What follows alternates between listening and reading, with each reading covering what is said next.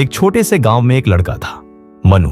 चुपचाप, सरल और साधारण, पर उसके भीतर एक असाधारण सपना पल रहा था। उसके पिता एक मेहनती किसान थे और माँ अक्सर बीमार रहती थी। मनु स्कूल से लौटकर खेतों में हाथ बटाता, माँ की सेवा करता और फिर रात को मिट्टी के आंगन में पढ़ाई करता।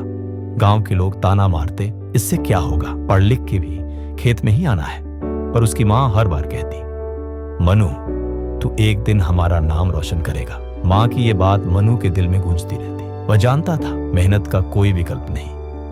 12वीं कक्षा के बाद घर की हालत और खराब हो गई। पैसे नहीं थे आगे की पढ़ाई के लिए।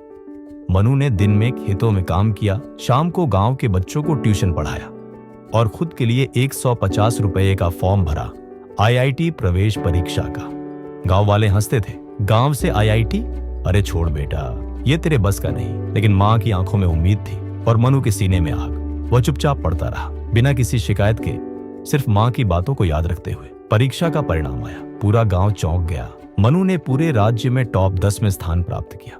उस दिन गांव में ढोल नहीं बजे, भावनाएं फूटी। माँ की आंखों से आंसू बह रहे थे और पिता ने मंदिर में एक दिया जलाया, गर्व का दिया। मनु ने IIT में दाखिला लिया।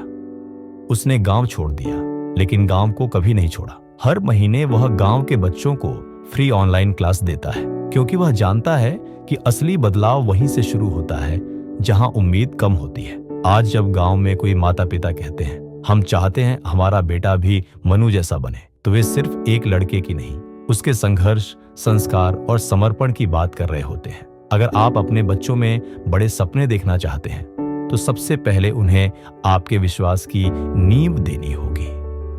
यही विश्वास उन्हें दुनिया जीतना सिखाता है। जिस घर में संघर्ष की इज्जत होती है, उस घर के बच्चे इतिहास रचते हैं।